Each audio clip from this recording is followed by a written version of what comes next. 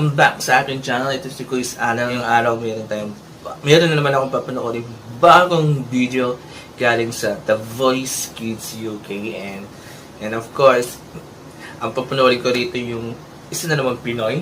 I hope Pinoy nga talaga siya.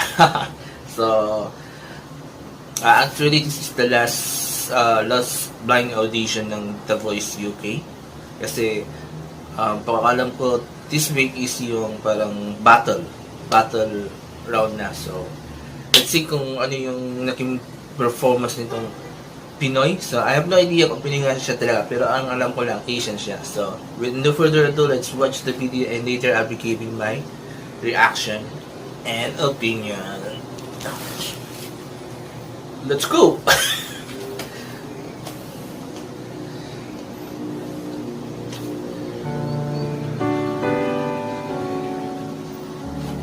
Don't go changing.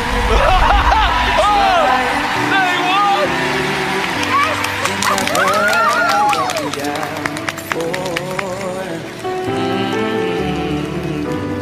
Don't imagine you're too familiar, and I don't see you anymore.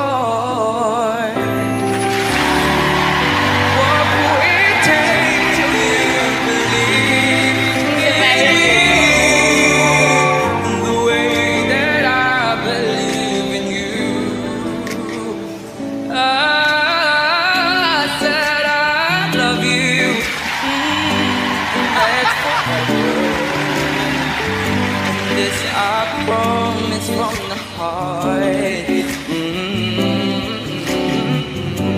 I couldn't love you any better. I love you just the way you are. I love you just the way you are.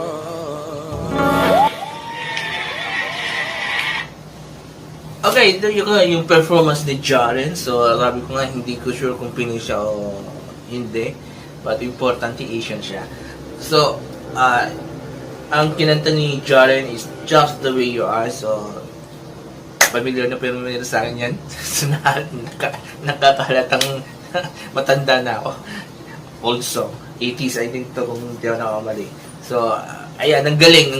Maganda yung performance ni Jaren, and ito yung sinasabi ko na kapag nag-audition yung mga Pinoy, kailangan magkaroon sila ng originality, and I love the way he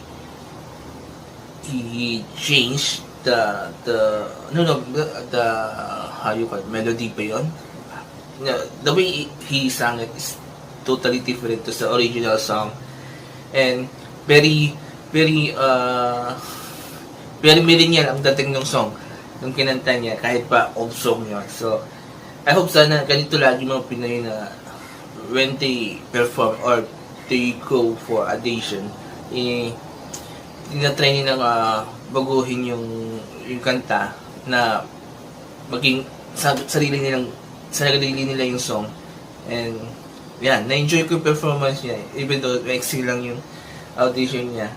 And you can see naman yung mga judges, they are also enjoying the performance of that kid.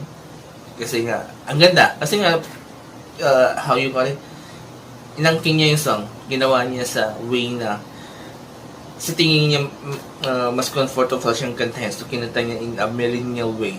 Kung yun ang tawag, kung yun ang masasakit tamang, how you call it, yun ang tamang tawag to performance niya. Pero ang galing. So, I hope sana itong si Jaren will move forward to sa higher round. Definitely papasok naman siya sa battle round, pero yung kung mag-forward pa siya sa susunod ng mga rounds. So, let's pray for these kids, si Jaren, na ma-swertihin at makaabot hanggang finals, diba? So, there you go. Kung nagustuhan nyo itong video, please comment down below, share your thoughts and opinion also, and I'm willing to read all your comments. And also, before I end this video, please don't forget these 4 things while watching my video: comment, like, share, and subscribe to my channel. Enjoy your day. Have a nice day. Bye bye.